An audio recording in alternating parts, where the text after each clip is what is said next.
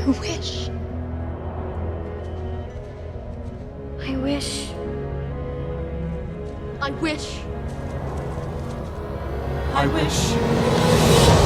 Hi, welcome to What the Flick, everybody. I'm Matt, that's Ben, this is Alonzo, that's Christy.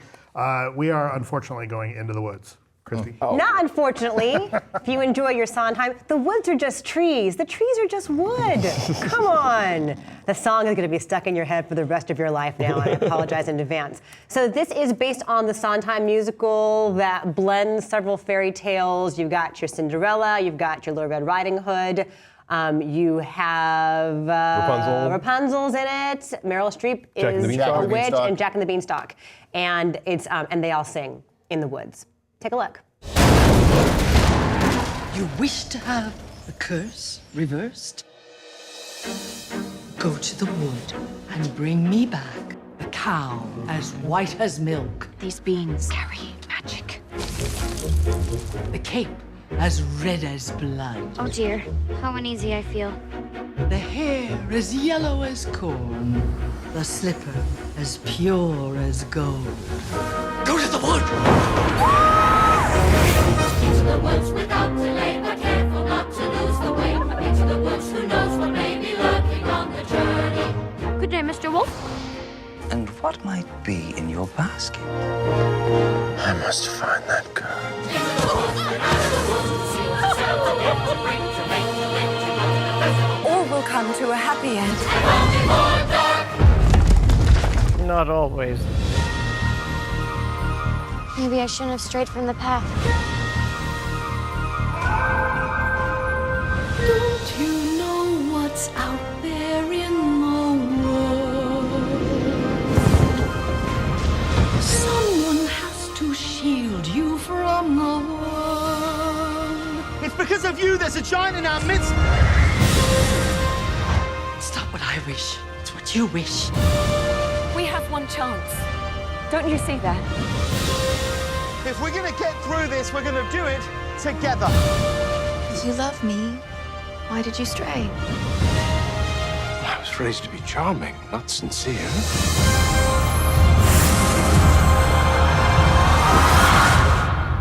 This is beautiful and fun. I had my trepidations about this because I'm a Sondheim fan. His stuff doesn't always translate to the screen that well. I like Sweeney Todd more than a lot of people. I like Sweeney Todd. History is littered with some really terrible Sondheim adaptations. Like, to go on YouTube and watch Elizabeth Taylor sing "Send in the Clowns" from the Little Night Music movie. It will scar you for life. I thought this worked really well for the most part. I love Emily Blunt in this. I think she is like the takeaway of amazing. But Meryl Streep is great. Anna Kendrick.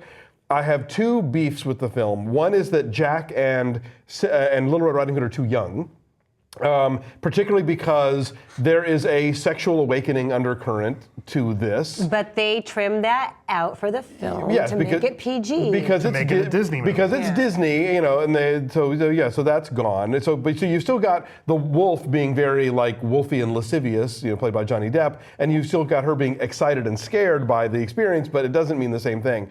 The other Disney thing that bugged me was the fact that if you know the musical, you will not get as much of Rapunzel or Snow White or Sleeping Beauty as you might expect, which all seemed very corporate decision making to me.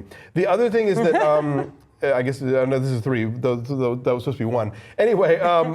Rob Marshall, who directed, did the very good Chicago and the very bad Nine, and he has this thing where he makes his musicals kind of claustrophobic, and it worked in Chicago because that was all set inside of Renee Zellweger's fevered imagination.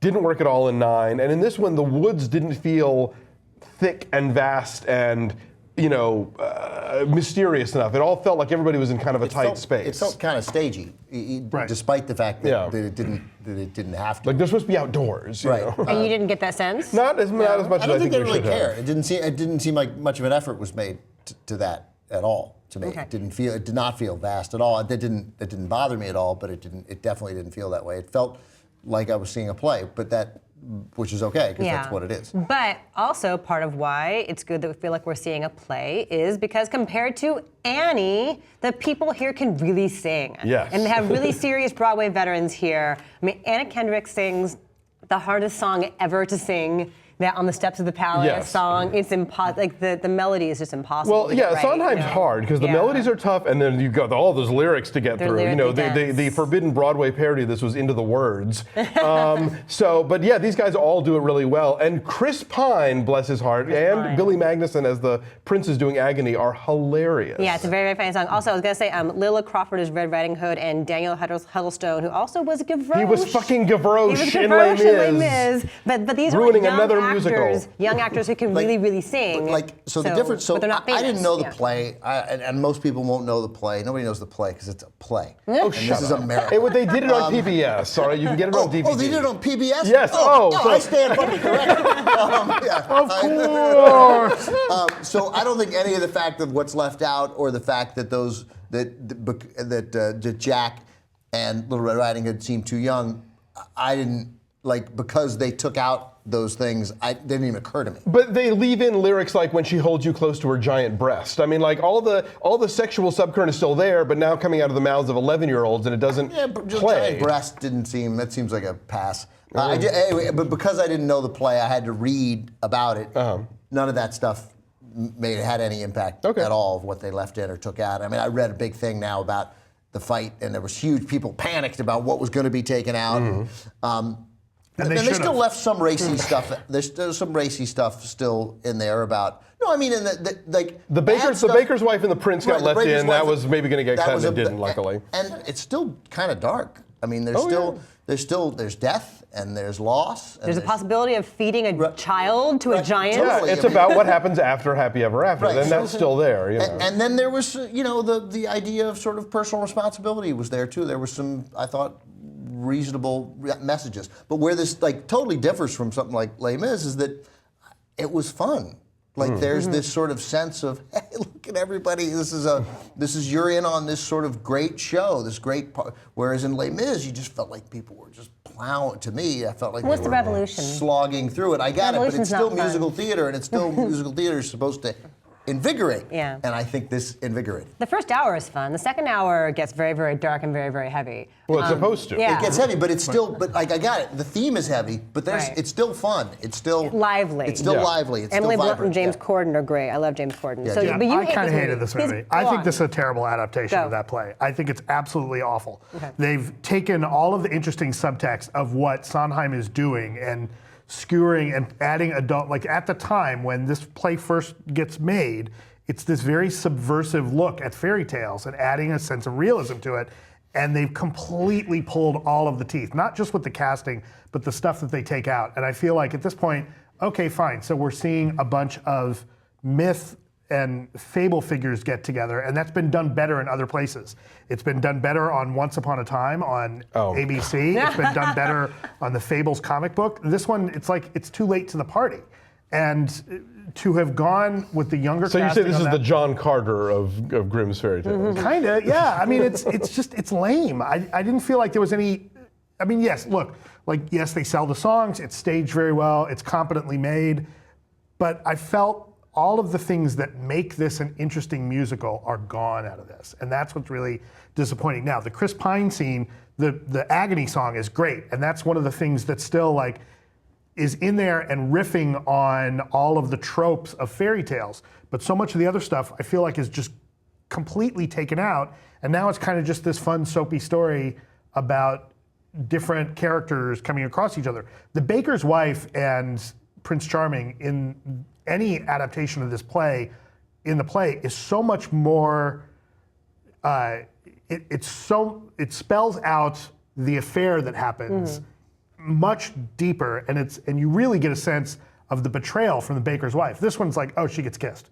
It's PG. Well, it's PG. I don't know, but I've seen it on stage where they kiss and there's implications. And I thought in the movie they kiss and there's implications. I don't think there's any implication. It was just kiss, and then there's some redressing, isn't there? Right. It's a flirtation, but the thing is, in a play like that, unless you're watching something like Oh Calcutta, you're very rarely going to get that level of explicitness in a play. And so I think in the language of stage, when the implications as a viewer you watch and you understand what's supposed to happen. I realize, look, I'll have a different argument if they do an adaptation of a book that I like. But literally, what percentage of people know this play or are going to see this movie? 3? It doesn't matter. This gets done like schools do Into the Woods Junior. Like this is a popular thing. People clapped at my screening after a certain number. Those people are wrong. Yeah. People know I mean, it's not Annie, but it's up there as far as musicals that people see in regional Outside theater of the or whatever. adaptations, so to your point, Ben, it flirts with the idea of being this subversive story and adding some adult themes into these fairy tale characters and kind of turning the tropes on their ear, and it doesn't. It's like, oh, here, we might do this. Wouldn't it be funny if, it's if the movie is looking at you and saying, wouldn't it be interesting if we treated these like real people and kind of riffed on this?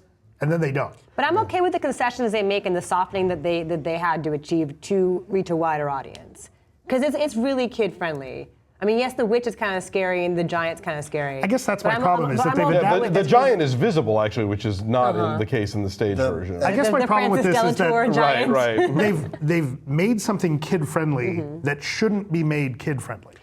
I agree with you, but I still don't hate what they wound up with. It's still dark and scary. It's still very threatening. I agree with you that there's too many compromises for a kid audience, but at the same time, I still think what's there for the most part works. It's so well executed. The production design, the costumes are tremendous. And Meryl Streep, she's so good. Yeah. She's so good. She's so funny. There was funny. That's the thing. There was funny. And they do justice to those songs. Yeah. All right, so numbers. What did I give it? You gave it an 8.5. That's because it's an 8.5. You gave it an 8.8. Yes. 3.5. I'm a hater. I gave it a 7.8, so our average is 7.1. We got to do 82%. We got to do a Matt Atchity holiday movie.